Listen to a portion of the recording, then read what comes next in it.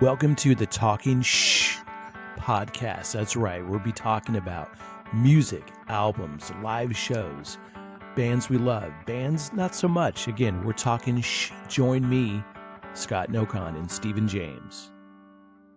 Hey guys, we are back. This is Talking Stephen James, and yes, and special guest. Yes, Chris Margettis, friend of the show, longtime buddy. Not special, but I'm a guest. No, that's for sure. Yeah.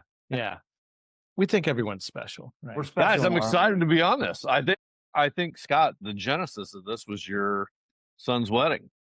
It was. We were talking about it. Yeah. Right? Yeah. So we have to kind of pull this together, and really all you need is love.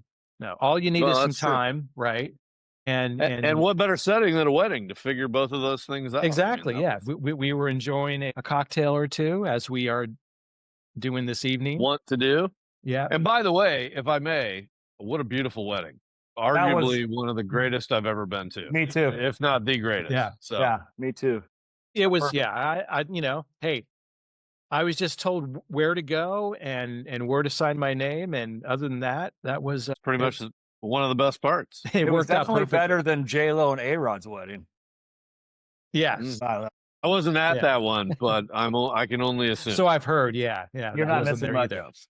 No, that was absolutely, even, all the accoutrements, where the ceremony was held, and then, going up to the, Jesus Christ, country club. Hey, it's AI, dude. Don't worry about it. Mine's moving too. I can't say the F word until 5 minutes afterwards. So yeah, that's okay. That was truly an amazing time. There was like a Sunday bar. I remember there being a Sunday bar and thinking, as if everything wasn't great enough, there's an entire bar full of whatever Sunday you could ever want. Absolutely. Yeah. And after a long day with like some Dr. Dre in the background. Yeah. That made it, it was classic. That was just an absolutely classic wedding. Yeah. No. And by the way, the food was great, which wedding food usually sucks. The food was unbelievable. The setting was like, oh my God. I mean, anyway, so I won't blather on anymore, but it was, thank you for the invite. Absolutely. It was a damn good time. Not just the people, the setting, everything was absolutely. No, it made my year, obviously, made my lifetime for the event, next to, the birth of my children and wedding, and I can go on and all that stuff. But,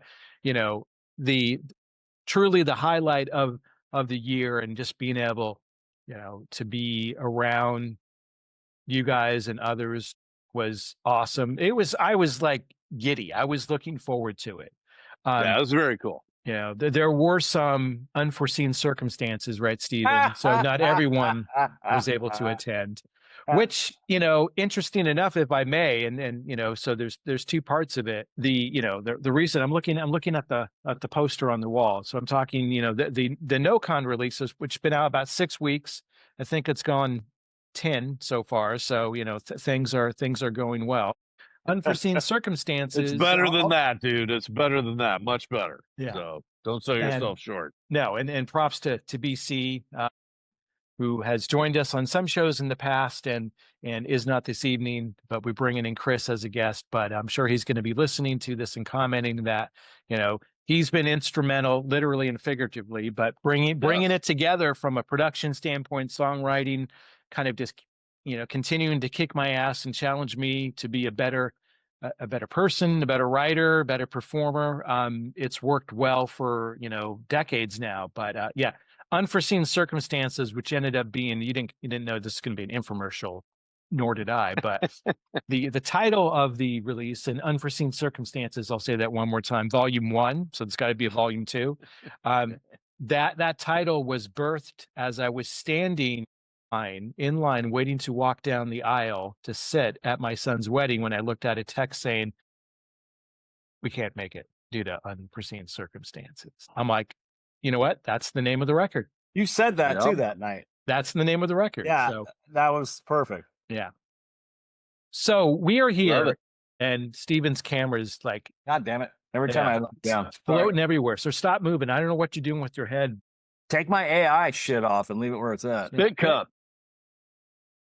You can't, Steven. It's change in the middle. It's AGI. You can't change it. It's just it's taking over everything. All right. I'll just be a robot and sit still. Yes. Taking over life. So, guys, we are here to talk through, and we can kind of talk about anything. I know Stephen and Chris, but there's been a time, Chris, where we sat back and we just kind of hit record, and 4 hours later, we let you in that, oh, by the way, we were recording you.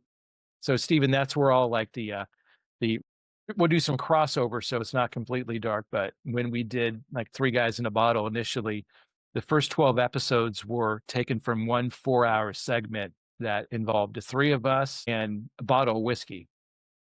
And it ended about 3:30. Till about 4 in the morning. Yeah, I was going to say 3:34 in the morning. And we did have to edit out. There were some stories later on when Chris goes, guys, I don't think I could talk about that. I don't remember all the things I talked about. So if you hear anything about, and I won't say some of the topics, and they were all legal. There wasn't anything, anything mischievous about it, but we had to go back and edit. Since that time, now we go to just sitting here in our respected, homes, right, in studios, and just kind of record. And the power of Stephen's favorite AI, and the power of Zoom, not a sponsor, and the power of Assure Microphone, soon to be a sponsor. As everybody can see, also, when you say some of our studios and some of our homes, we know which two people have studios and which one person has a home in this whole. This is not a studio, by the way. This Let's is not pretend. Living room. I think it's great, Stephen. I love that. So some people have a grand piano in their living room. I have. Dude, I'd love that. Yeah, that was mine.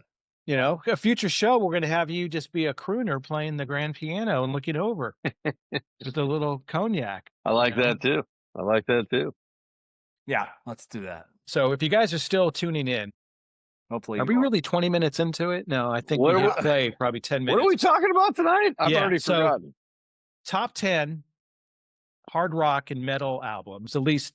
And let's say rock, because, if there is an Eagles or Stones or anything in there, that's totally fine. So let's just say top 10 albums you would take to a deserted island. Yeah. Boom. Yeah. Yes. Do you guys have any other criteria? Because I sure do. Well, let's hear it. Because I love, Chris, when you kind of set the standards around what we should do. And hopefully we've adhered to it. Whether or not we do. So, in me compiling my lists, I went with no live albums. Yep. No greatest hits. And I could only pick one artist once. Okay. So if you have more so for you, okay. This is for me. Yeah. Did the same. More importantly, I also thought about, okay, I'm actually going to be on a deserted island, right? Yeah. So I don't necessarily want to listen to what I consider to be my top 10 favorite albums, period, because I'm looking for something a little bit more uplifting, because my daily, life sucks. I'm by myself. Yeah. I might be on I'm on an island, presumably nice weather, but I wanted stuff that was a little more, catchy. Yeah. I love that. That's how I based mine.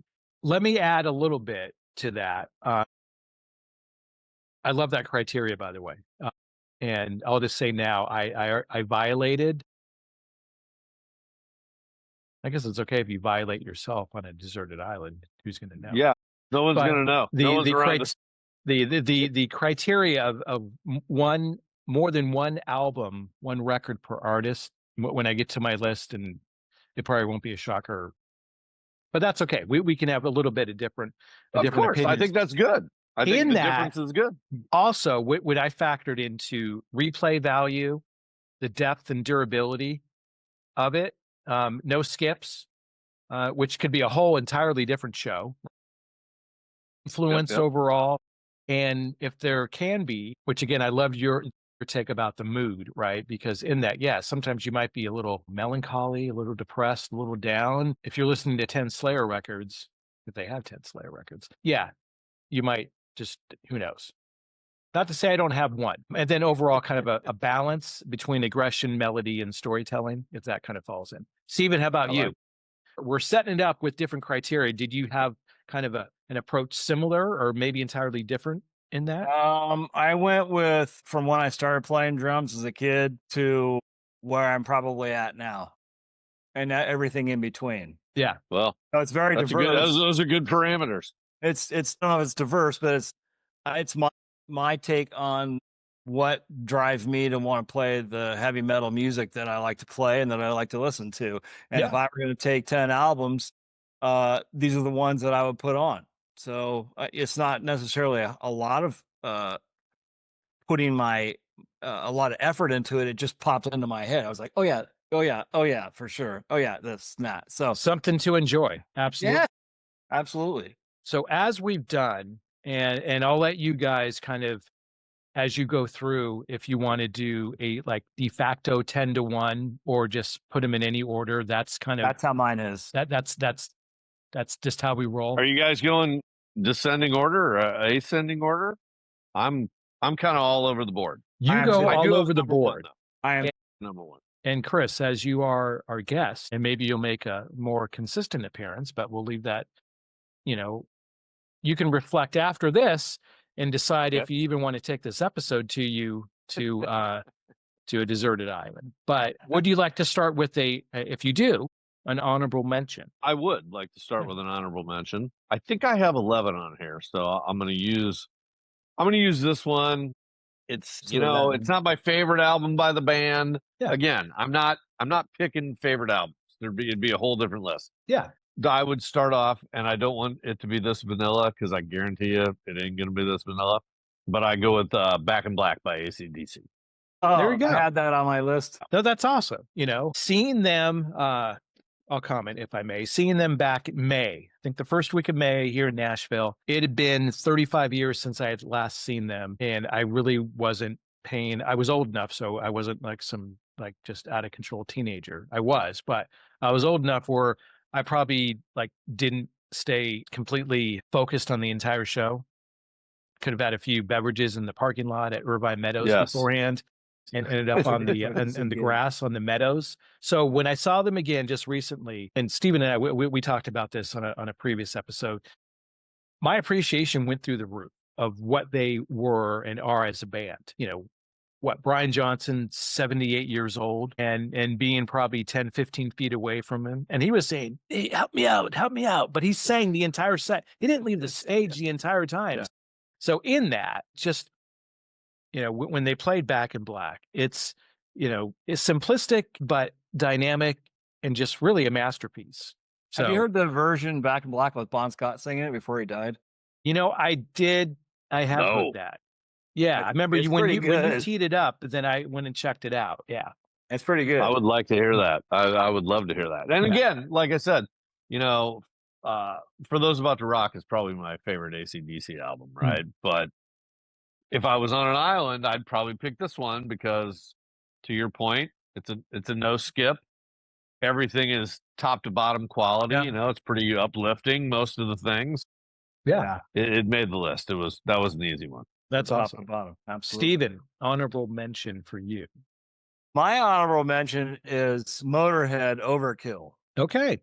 Because why? And I've mentioned, I think, in a post or two, that what led me to play double bass was Filthy Phil. And I don't know the drummer's name for Fast as a Shark, but that doesn't matter. It just drove that they opened that song. And it's interesting when you listen to that opening double bass drum and you listen to Devil Hound, it's exactly the same how he starts it off, other than Filthy Phil doesn't put the China symbol into it. But Motorhead Overkill was my honorable mention. Good love stuff. It. Good stuff. Love Motorhead. Awesome. Too. So this is a band, and I remember the first time I heard them, and I heard the beginning of the song, the intro that has a hi-hat, ride cymbal, not a drummer, Stephen, sorry, ride cymbal. And the first line I ever heard from this band, and it was in Newport Beach, which at the time, let's see, what was the name of I don't remember. That's not the name of it. I really don't remember the name of it, but it's now an Outback Steakhouse. So there you go. Right there. Yeah. Kind of a, picture this at the end of the 55, before you get to PCH, on the left-hand side. And the first vocal line I heard as we turned the corner before I saw the band, "Are you ready?" And I wasn't sure what I was getting into, and it was Korn as it started. Here you go. Oh yeah, I know what you're talking about. Sorry for the buildup. I could have stretched it out longer, but in that debut record, to me, kind of reinvented heavy music. It started a genre, new metal, right? I think it did, and the kind of the raw emotion and the kind of intensity, I think, is still unmatched to this day. And I recently went back and revisited the record. To me, there's no skips. I know that's not the topic tonight. That'll be a future topic for sure. But as far as, you know, is it something that's kind of great for the island where you just need to scream into the ocean? Yeah, I think it does. So that's my honorable mention. Good pull. Korn debut. Good pull. Definitely good pull. Is it me now? Oh, it is. God. Yes. I hope this is number 10. I can't count because of the last couple we'll days. keep track of it over here. But so I don't want to have too much build up, but we talked about no greatest hits. So I had to pick all the bands, that I think if they had a greatest hits or whatever, I would pick. And pick the album that to me was the most enjoyable to listen to. My next one is Love Gun by Kiss. Nice. Ace Frehley. I don't know if I can get up. There he is. Yeah, we see him right there. Come on, camera. That's such a killer picture. I don't think the song Christine 16 has aged all that well for Kiss, but that's a little I won't say it. Yeah, exactly. So anyway, but I love that album, and that would be my Kiss album for the album. Nice. And again, this is in no order. Judas Priest, "Screaming for Vengeance." There we go. Which is probably about probably the same time as when another album or EP I picked with Rob Halford pulling those high screams off, which was like that's kind of the first time I'd ever heard anything like that. And I was like, what's going on? I've never heard a guy sing like that. I actually have a "Screaming for Vengeance" as my ringtone when it's not Christmas time. So people are they immediately look at me like, what is that shit? No, that's not shit. That's "Screaming for Vengeance." Yeah, even there's a live. I think they put a live DVD or whatever the hell they have now these days. But just how he can, those lyrics that are so fast and there's so many words in between each. How he pulls that off even live is baffling. But that "Screaming for Vengeance" is truly one of my favorite. That's not my all-time favorite, but I had to pick one that I liked the best out of Judas Priest. It was between that and British Steel. I saw British Steel 30th anniversary tour with Whitesnake opening up for him you had the backup in Universal Studios. Anyhow, but great record. No, absolutely. Great record. Number 10, "Super Unknown" from Soundgarden. Wow. For this one, it's heavy, it's psychedelic. There's emotion, and I think it's timeless. You can still put it on today and just go through that. And what more can be said about Chris Cornell? But the overall, just the songwriting, just the overall, style of the record, just love it. Yeah, he's a legend, no doubt. Awesome. Oh, we're about to take a serious turn here.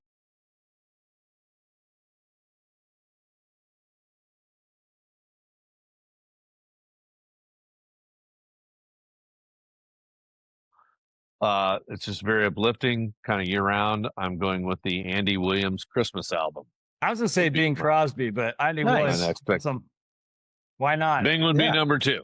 So Andy Williams Christmas album, specifically the song "The Holiday Season," one of my favorites, and that's awesome. Sing it year-round. Yeah, and it'd be uplifting and fun and all that. So absolutely. Well, and at some point in time, you're not going to have a calendar, obviously. Yes. And days are going to get away from you. But at some point, you're going to feel like, hey, I've been here for almost a year. It should be Christmas, whatever. Well, so it'd be good to have. Plus, in the wintertime, the sun is like it's 5 o'clock all day long. So you kind of probably know when to put that record on. These are basically songs that are keeping you from trying to drown yourself. That's what I'm doing. Can't find any rum buried. Yeah. So very good. My next one is Kiss Destroyer. Okay. Detroit Rock City, You Love Me, a couple other really good tracks on that. To me, that album gave reverb to Kiss. I don't think had it up until that point. Everything was really dry. Every album that they did from their first album to Hotter Than Hell, it just was dry and that. And when I heard this out when I was a kid, I was like, oh, this one just sings it out to me.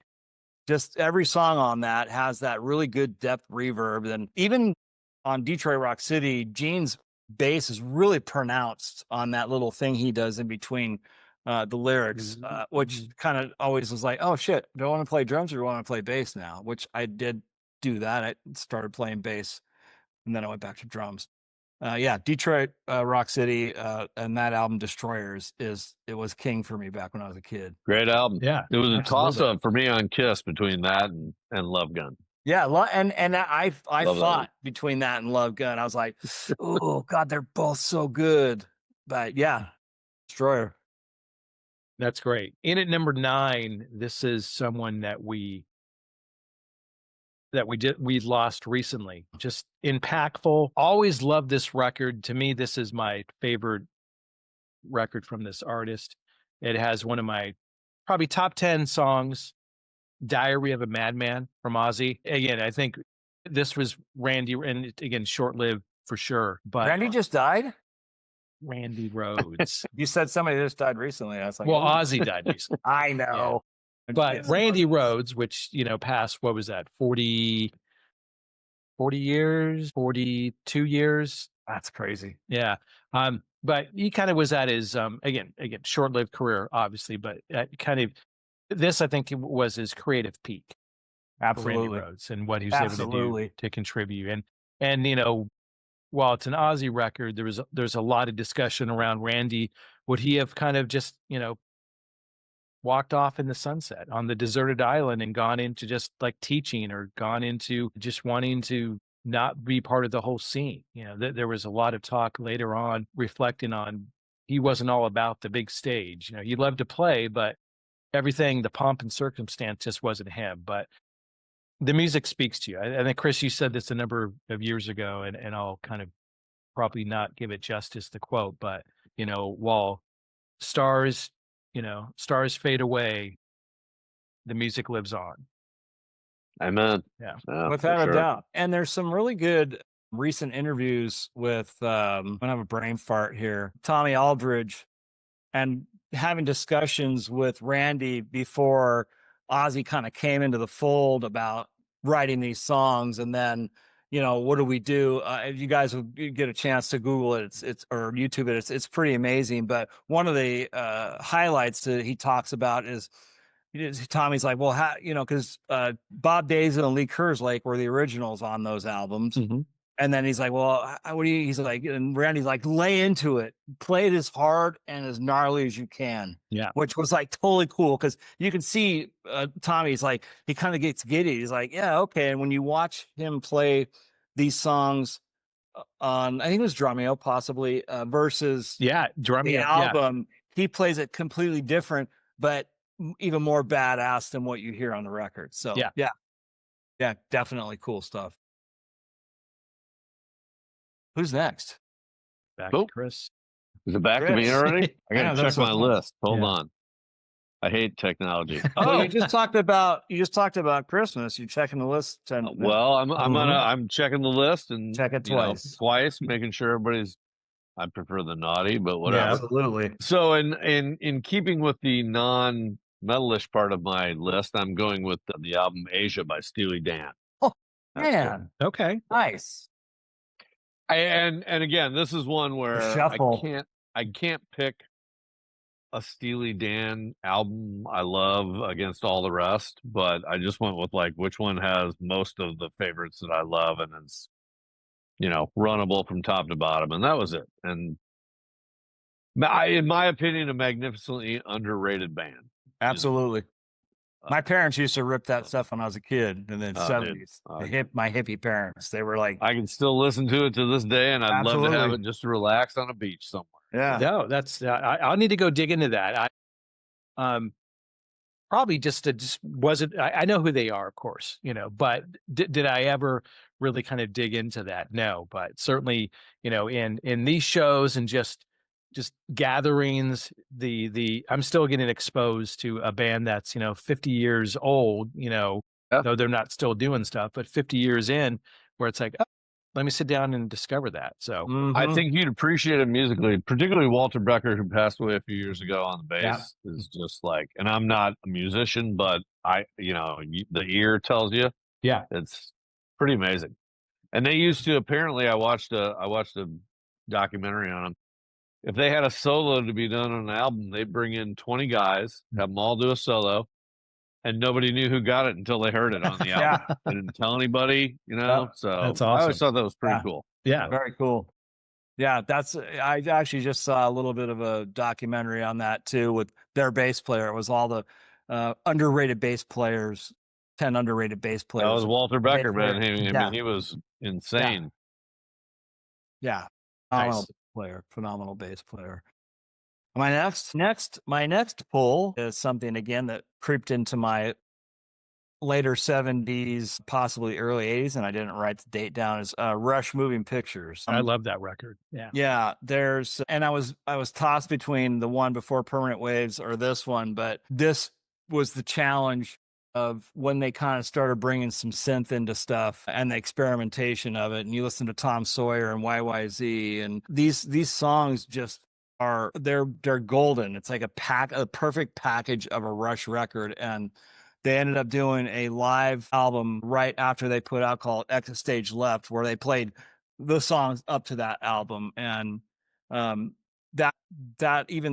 so when you said we couldn't do live, there you go. When we couldn't do live albums, I was going to do Exit Stage Left, but I had to pick out of all those great songs, and Moving Pictures was my. Well, you should have done that because Scott cheated too. He already said. He's rat bastard. He's breaking the rules. So well, yeah, but you got to go Maverick every now and then. Yeah, breaking the law.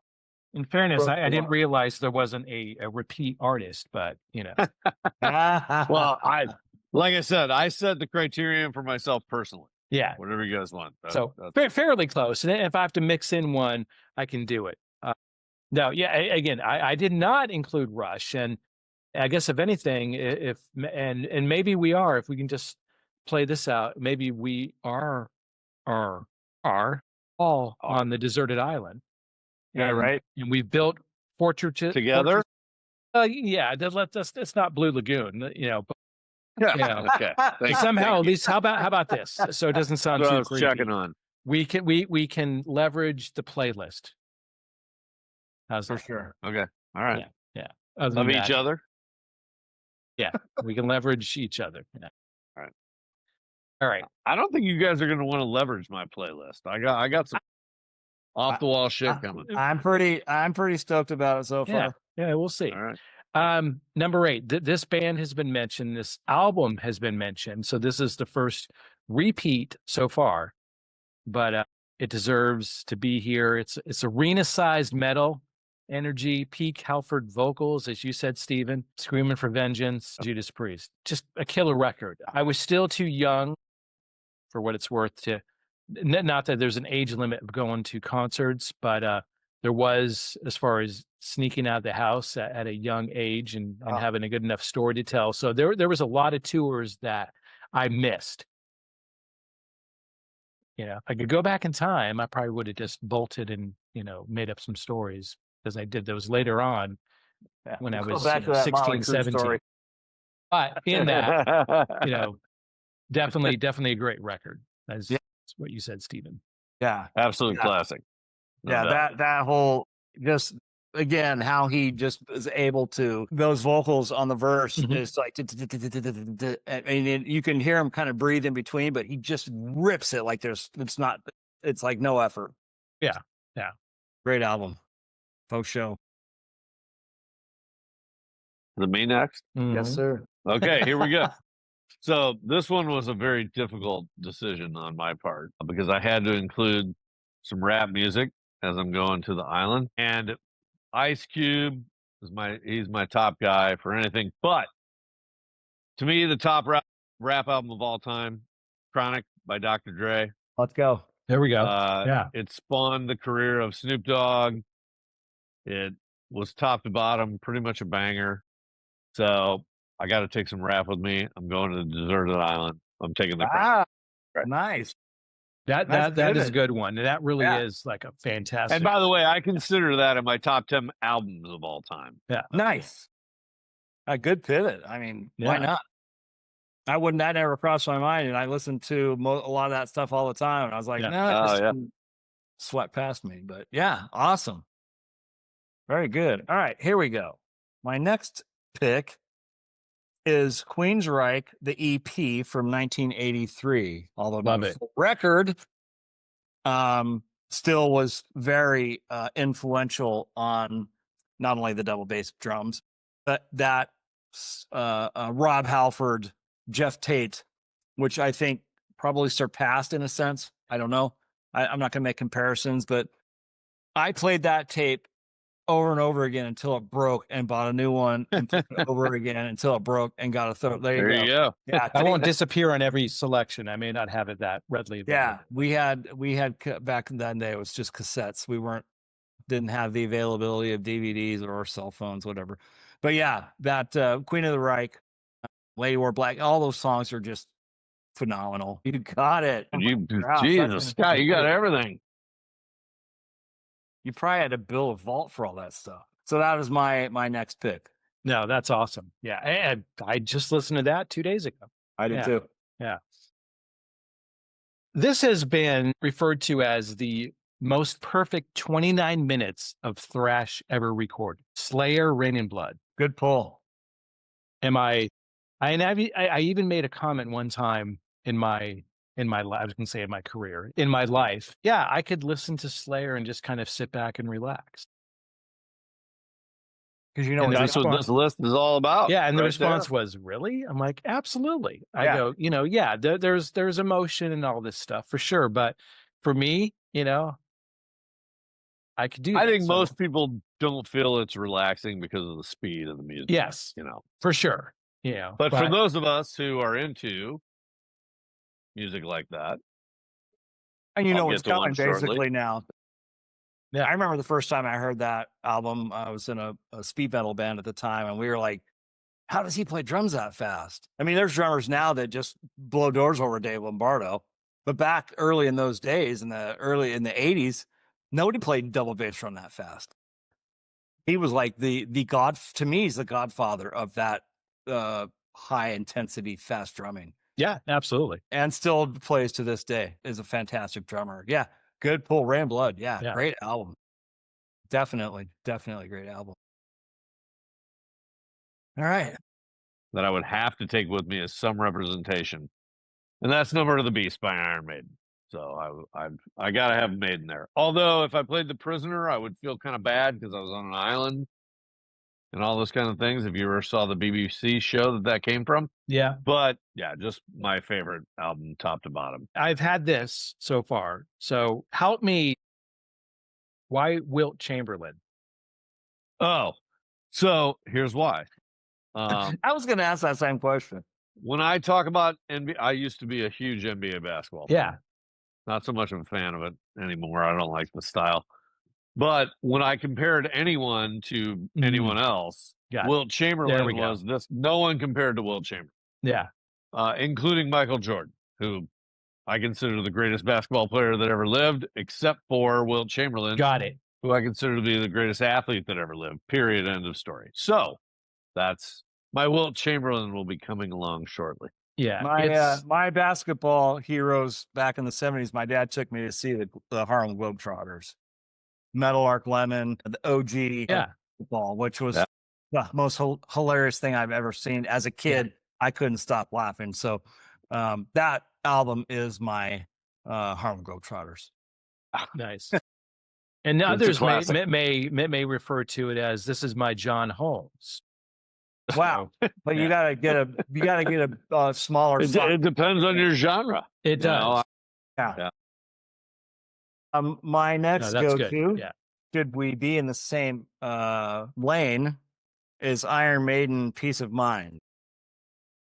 which was, and I love all the Iron, there you go. I love all the Iron Maiden albums. I love actually up until Peace of Mind, probably a couple more, but that sang to me when I was a kid, because I was going through a lot of crap, and that pulled me into a happiness. Listening to those songs from front to back. Such a good Peace of album. Mind is an absolute classic. Such a great record. Number of the Beast, Peace of Mind, and Power Slave. I think Power Slave, for sure. I had a tough time I picking didn't like the between first the three album, of them. Iron Maiden. Yeah, I like the first album, Iron Maiden. I like all of it, but up until Power Slave, I kind of dipped off a little bit. But that realm of what they're getting ready to tour with, which thank God I got tickets to go. I cannot wait. I got tickets too. Oh, nice. Taking my daughter for the first time, and she can't wait to see Fear of the Dark live. So BMO Stadium, the shittiest place to park at for a concert. Yeah, it'll be okay. We'll be fine. Yeah, you get through it. So I will get a ticket, and I will get there. Yeah. Oh, I thought you got to get out here. We've got a whole tailgate thing going with a ton of people. No, you got to do it. Absolutely. All right. I'm next, right? Yes, you are. You are next, buddy boy. So, so this is a band that was part of the whole grunge era.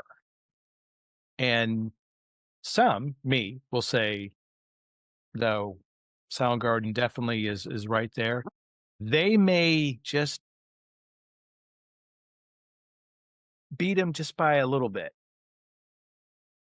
Alice in Chains, Dirt. Great album. Heavy, emotional, haunting. Some say perfect. See, I think for an island that might cause you to want to, jump into the lagoon. Yeah, not the Blue Lagoon. No, but the lagoon. Yeah, but again, I love that record. Again, listen to that again in the past week for sure.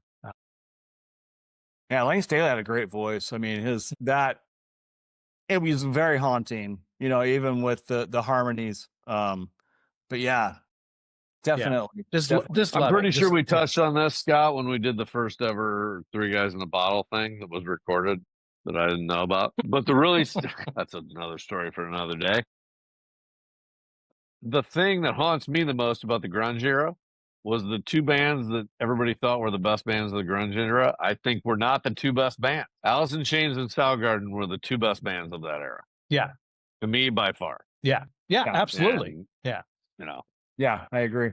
And the ones everybody I had to get that off my chest. No, so. but Pearl Jam and Nirvana, which are not bad bands. They had fantastic songs. They're legacy artists. But yeah, to me, Soundgarden, Alice in Chains. Let me ask you, the grunge was all about anti-commercial, right? Yeah. The anti-conformity.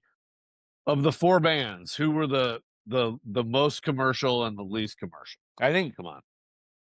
It's got to be Nirvana, I would think, would be the top one. I mean, I was also Nirvana's the top commercial, and Stone Temple Pilots. No, the Pearl Jam. Yeah. Oh, yeah, it wasn't. Yeah, I wasn't a fan. Soundgarden and Alice in Chains, much less commercial. Yeah, absolutely. I wasn't a fan. Yeah, definitely not a fan of. I liked STP too. Yeah. I remember the first time I heard them when I thought, oh my God, these guys are going to be huge, but it was very commercial music. It was. I mean, whether you want to admit it or not. Yeah, it definitely broke into that. Sorry to get off track there. No, they're all good points related to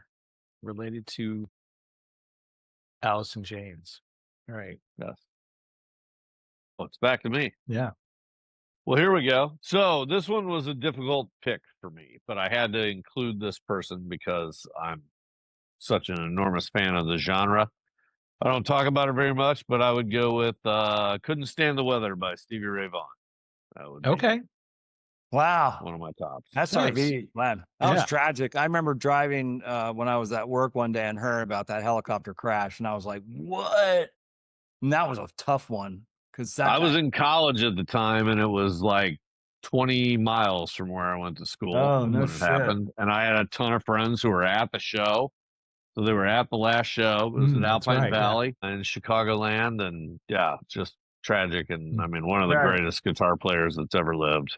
I agree. 100%. I'd have to have some Stevie Ray Vaughan on the island with me. There you go. Yeah, definitely. Yeah. Definitely. All right. My next pick goes back to fairly recent death of one of the most amazing guitar players in the world. And that is Van Halen 2. Okay. There's that album was introduced to me as I was just playing drums.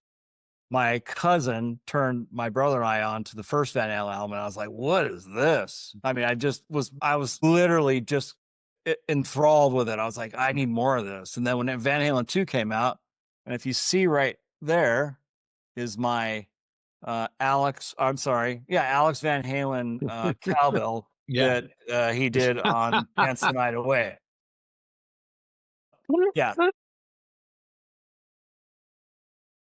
Van Halen 2, absolutely. So killer. From front to end, the drums in that are just amazing. The songs are amazing. I'm not a huge Diamond Dave fan because I think he just talks in key through all the songs. But that, as far as musically, that song really stood out for me too. That was a great album. Mm-hmm. Yeah, great album. Yeah, good stuff, Mr. Scott. Yes. So overall, from a vocalist standpoint, this is my all-time favorite vocalist. As a band, they're right there near the top, and this is the record that I would take. I don't have it in front of me, so I can't pull it. That I would take to a deserted island. I guess I should tell you. Queensryche. Sorry, I dozed off for a second. Queensryche, Empire. Love their catalog, actually, up until Empire, and then it started to drift. And then when Jeff Tate left, as did I. To this day, they're still a band, obviously, and I saw Jeff Tate at the Franklin Theater, so downtown Franklin, where from the outside it's this picturesque. It looks like, and they do movies right now. They're doing Christmas movies, so from the street you go, this is not the place you would see arguably the greatest vocalist, let alone metal vocalist of all time, but saw him probably, I don't know, a month and a half ago doing Operation Mindcrime from beginning to end, and then fit in, including, a couple tracks from Empire. Killer. So killer. Yeah. To this day, every chance I get, because it won't be, be forever. No. He's getting up there, but he is still nailing it. He is still, you put it on a performance, he's hitting all the notes, just fantastic. And truly, like, when I break it down, a band that I absolutely love, a vocalist that truly was an influence to me, and kind of shaped why I wanted to do this and where I went with it. So can't get sick of their best album, in my opinion. I love that one. Back to me. Jesus Christ. I got to look at my list. Hold on. I got a big one coming. So, speaking of Will Chamberlain, and this was not order. I'm just going by what I typed in. I mean, Led Zeppelin 2. It's on an original print. It's just, obviously, there's a ton of great Led Zeppelin albums. You got to have a Zeppelin on the island. This is the best one they did. Nice. And it's the best album ever. It's the best album, top to bottom, of all time. If we're not talking about Iron Maiden. Got it. No. Yeah. No. Awesome. Lost your vocals, Stephen. Hello, sorry. No, it's all good. Tap the off button on the microphone. Yeah. Chris, you and I have something in common because my next album is AC/DC Back in Black. Yeah. I thought you were going to say. Again, that album was about the same time as when I was wanting to play all these different instruments. And at that point, I wanted to play guitar because I wanted to sound like Angus. So I learned all those guitar riffs, and there's just such amazing songs on that record from top to bottom. Well, and to your point, and I'll say this about that album, every song is not just like, oh, it's listenable. Yeah. Every song is a great song. Yeah. None of them are, Stairway to Heaven. The thing that always amazes me about that album is the song that they were most known for, You Shook Me All Night Long, is the worst song on that album by far. If I could get rid of one song, it would be that, for sure. It's such a great album. Yeah, for sure. What a amazing album. Yeah, that was definitely what shaped me into the musicianship that I'm into now. So yeah, good stuff. That's awesome. All right. For me, this is number 4.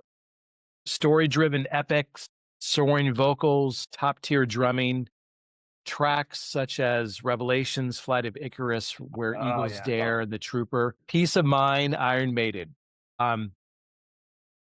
I knew you picked that. I love this record. I just said I love Empire, but I do love this record for different reasons, Stephen. But as memorable as it was in the summer of '83, I have a very core memory of being up in all places, Libby, Montana.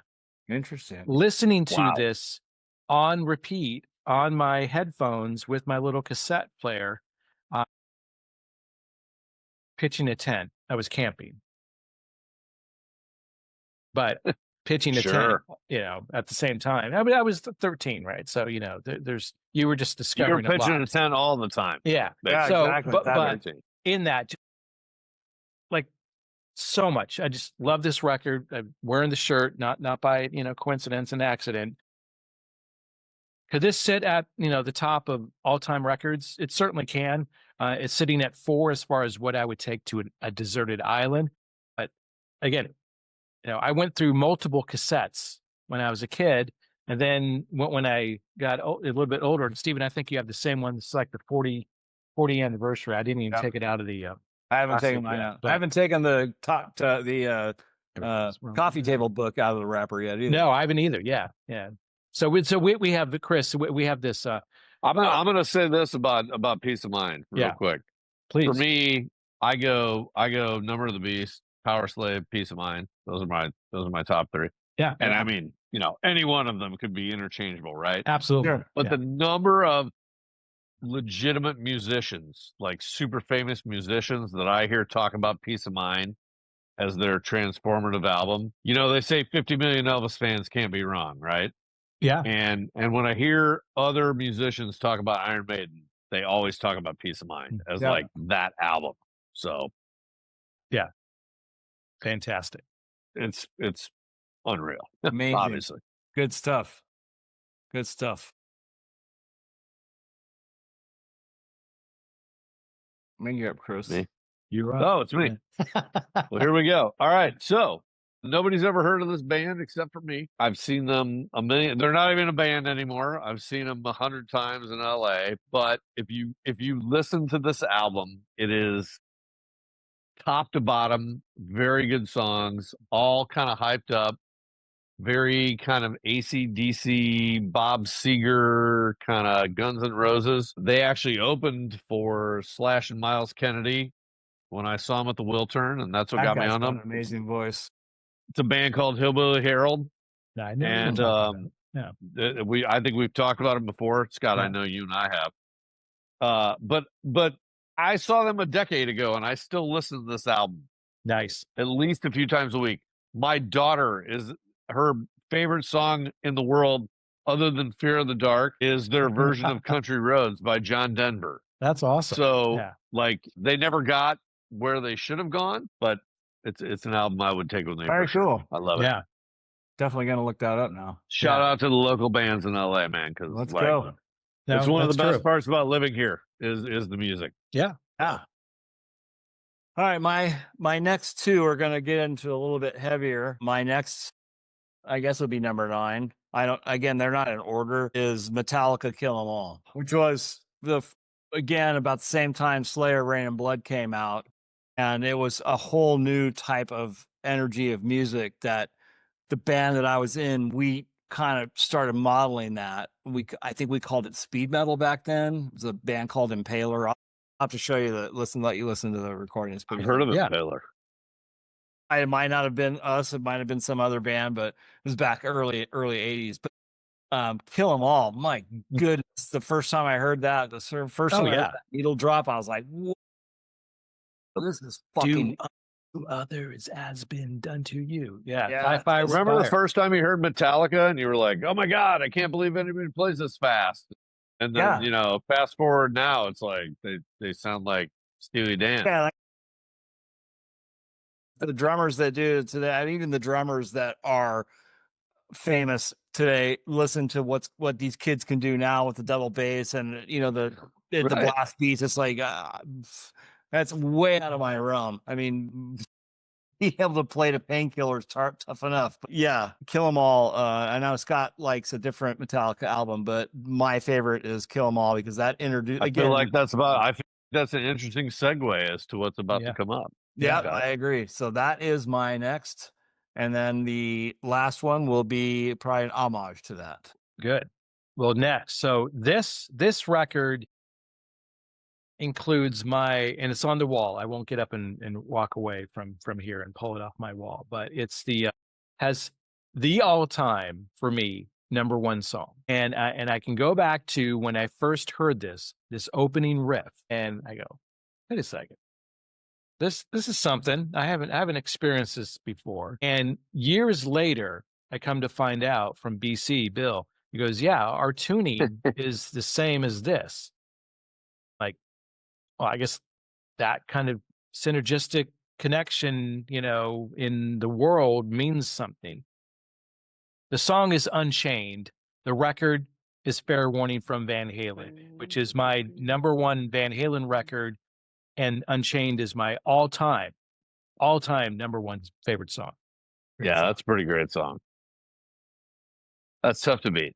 Yeah. You guys aren't as old as I am, but if you could, rewind back to the summer of like 81, 82, when you're hearing that, like being a film guy, like I see that in my mind's eye, Yeah. It was cool it was fine for girls to wear bikinis back then, and hang out on the street. And we didn't do shit but listen to music and just bullshit.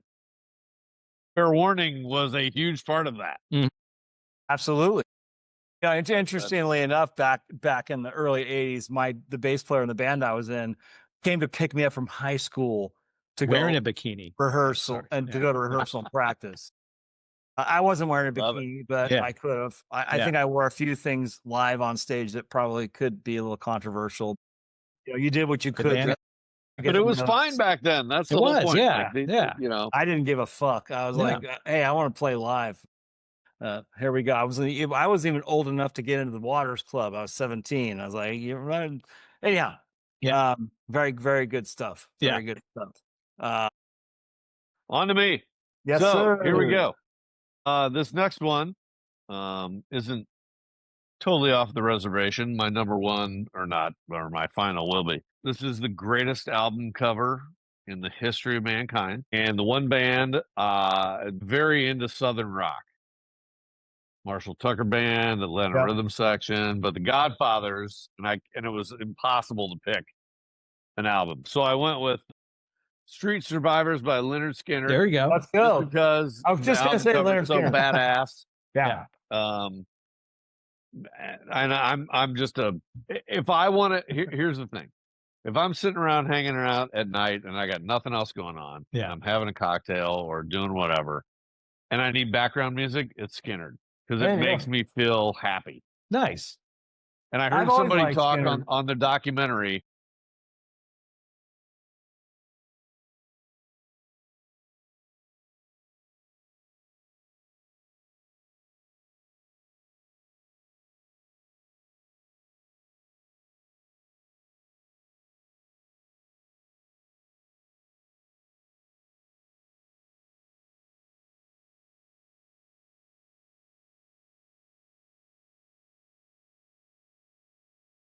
My final, and again, these are not in order 1 to 10. This is just what I wrote out. My last pick, which is another one from probably late 80s, early 90s, is Pantera, Cowboys from Hell.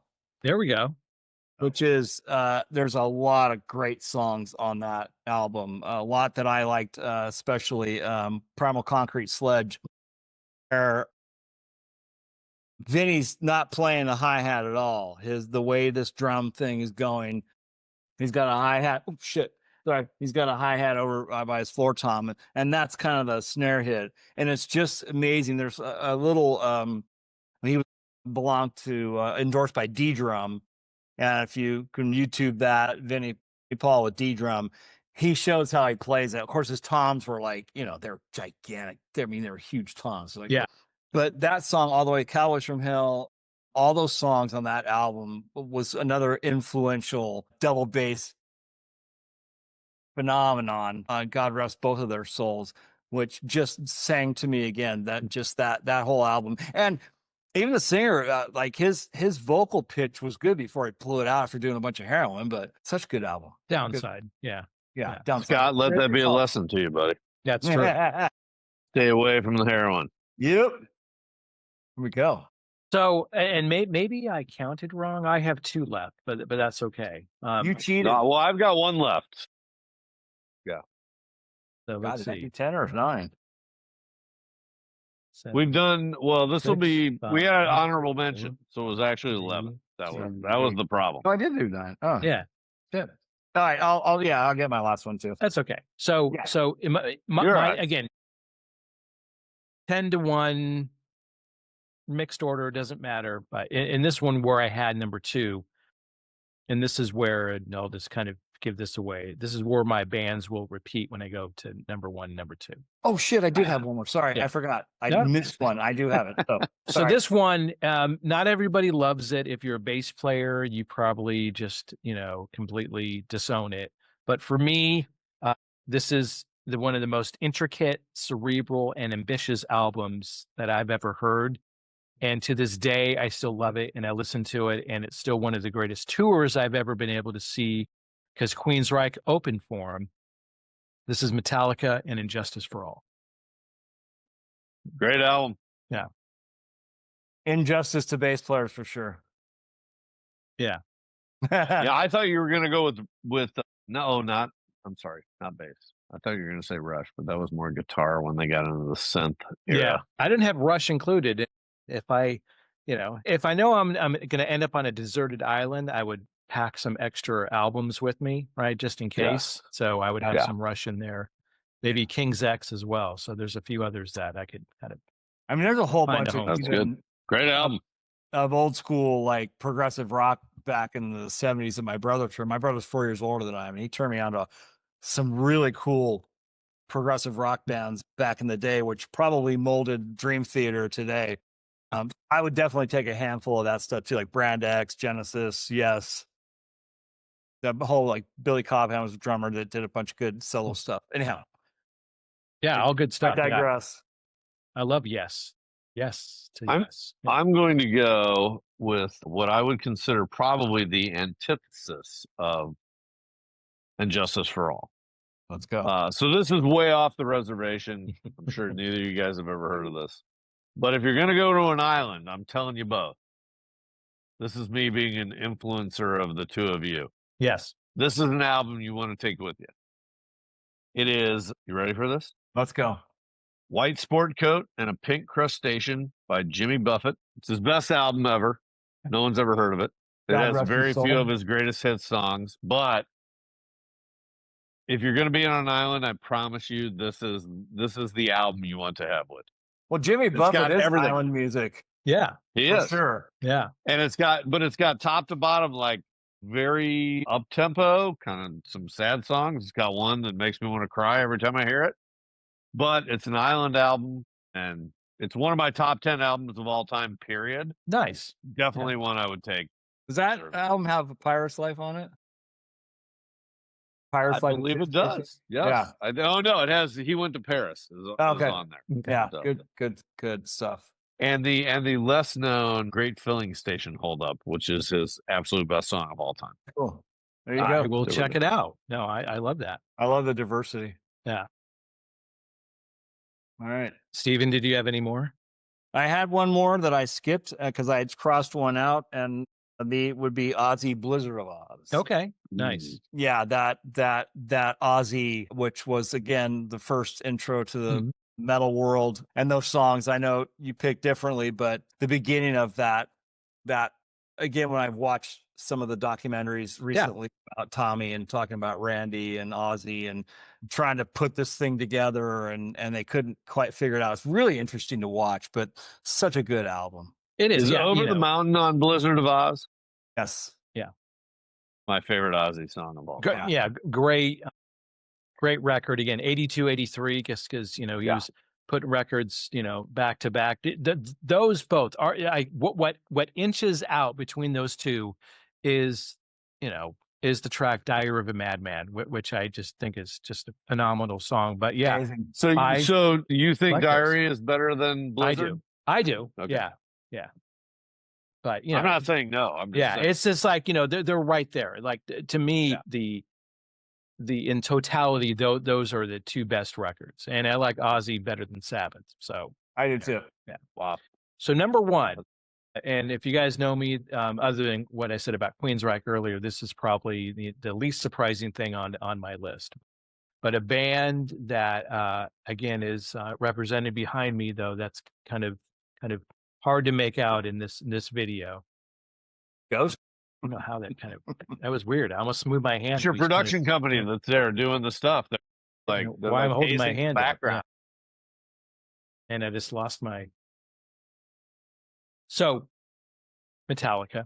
This is where I repeat the bands. So when we do our next list, I won't repeat because I do actually like that criteria, Chris. So thank you for always kind of pushing the envelope out there. And I love your list because there's stuff that I haven't heard of before, and I'll get you guys to send me your top 10 so I can bake it into when we publish this list out there. But for me, Metallica, Master of Puppets, zero filler, perfect pacing.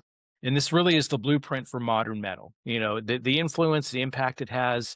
Again, listen to this morning on my drive to work. So it makes for a great 21-minute drive to work. I don't make it through the whole record, but as far as just listening to it, just phenomenal. The sound is great. Yeah. Seeing them open for Ozzy was the first time I'd seen them live. I missed seeing them in clubs that they were doing just, a little bit earlier than that. But yeah, just.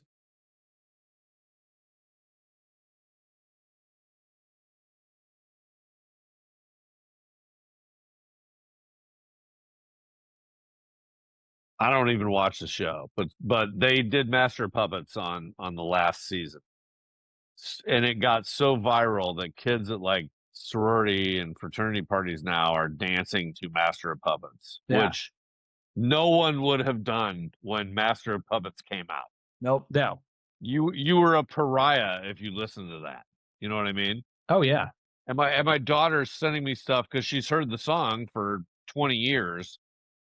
And she's like, "Oh my God, Dad, people are dancing to this song at a fraternity party." Yeah. And I'm like, "Yeah, that's the music that we knew, right?" Yes. Like, so, I mean, it's amazing what my daughter once said to me at like 6 years old. "I can't believe we like the same music." And I'm like, "That's because you're listening to Zeppelin and Maiden and things like that. Yeah. That will go on for 100 years and be great music. Yeah. Not the stuff you listen to now." So. No, absolutely. The Master of Puppets tour at the Forum in Los Angeles was amazing. Yeah, it was so good. Yeah. So guys, we made it through each, our top 10. Again, these were top 10 albums to take with you to a deserted island. And I think the thing that stands out is that while as much as what we have in common musically, and Chris, you kind of stretch, but which I'm glad you're on. I'm ecstatic that you joined us tonight. Hopefully this can be more of a regular Thanks occurrence. for having me. I appreciate it. Absolutely. You're welcome at any time. But really, there's records on there like Steely Dan. Certainly know who the band is, Don Fagen and others that are just masters of music, right? It's just been so impactful. I want to go check that stuff out. In the time that, Stephen and I have been doing this, I've kind of reached deeper into the vaults of music just around stuff where, obviously my list is very heavily influenced with metal and hard rock with the Van Halen, but I've kind of broadened my horizons a little bit. I'm still going to love metal to, as long as I can, but again, always gaining just a deeper appreciation into what's out there, Well, I think one of the cool things about, I mean, I guess I'll consider ourselves creatives, right? We all are to a degree. We're in the arts. One of the things I've noticed getting older is that people who aren't creative get more constricted, and people who are creative get more open-minded. I'm not saying that as a damnation against anybody who is or is not, but I've been, I never liked country music. I never liked, there's a ton of things I never liked until I opened my mind and started listening to, and I still don't like new country, but I love Waylon Jennings and Johnny Cash and things like that. When you just give it a chance and listen to, and the funny thing is I think music is one of the few things that I feel like was much better 40 years ago. Athletes now are better. Pick a topic. It's usually better. I think music was better 40 years ago. I think people were better at what they did, cared more about it. It was less produced. And, I like to check out things from back then that are, the tops. And yeah, I think that's one of the few things that's good about getting older. Yeah. Open-mindedness, creative. Absolutely. No, for sure. I know. I love that. And again, kind of end on this, and not necessarily, some of these could just be rhetorical based on what we've hit on with our list, talking about, 33, including the honorable mention records, kind of spanned out. Again, not to repeat everything, but you stretched the boundaries a little bit more, which was awesome. So we can kind of reflect on it. But I guess for you listeners out there, right, and watchers of all this, leave your comments. Talk about what really makes your true deserted island. Could be any number of reasons. It could be what makes you happy. It could be what needs to pick you up. It's something that, it's in this case, if you want it to be 10 records of your favorite band, fine. But try to adhere to our criteria. It'd be cool to do a follow-up with comment albums. Absolutely. You know what I mean? To talk about those. That'd be great. Yeah, absolutely. So drop comments below. And, so for the most part, I would say, like, for the vast majority, there's been a few goofy comments, Stephen. I don't know if you read all of them. I try to comment to every single one. I won't say it's a jackass, because I'm sure the person had a valid point, but they were saying something about Oasis and in one of our past episodes, and it was like, well, I'm glad you went back on an episode we probably did a year ago, and there was just a recent comment. So these things always pop. Who knows what the algorithms do, right, or don't do, but it popped up. But we're going to engage, like Chris said, we want you guys to add to the show. Leave your comments. You can drop a whole list in there. You can drop one that's impactful if you want to. Again, the follow-up episodes I love. That's some of the cooler things that we've done. Is what really makes your record? Is it the musicianship? Oh, that too. The musicianship, the stories, kind of the impact behind each pick. Again, just plug in and escape with us. That's something that, here's the thing, there's no wrong answer. And we just love to be able to have you guys join us, maybe not all of us on the same deserted island. We already talked about that earlier. I don't want to get, too goofy there. But guys, as always, Chris, again, thank you so much for having me on, man. It was awesome. To have you. Love this show.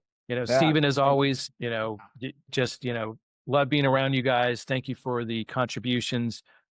We'll be back. Make sure, again, as always, check us out. This streams everywhere. So you got YouTube, you got Apple Music, you have Spotify, Tidal, all that. It's just out there. So find it, like it, share it, love it, and comment. Comments. Please comment. Yeah. We'll be back soon with some more episodes. And as we end out the year of 2025, we'll probably do a wrap up.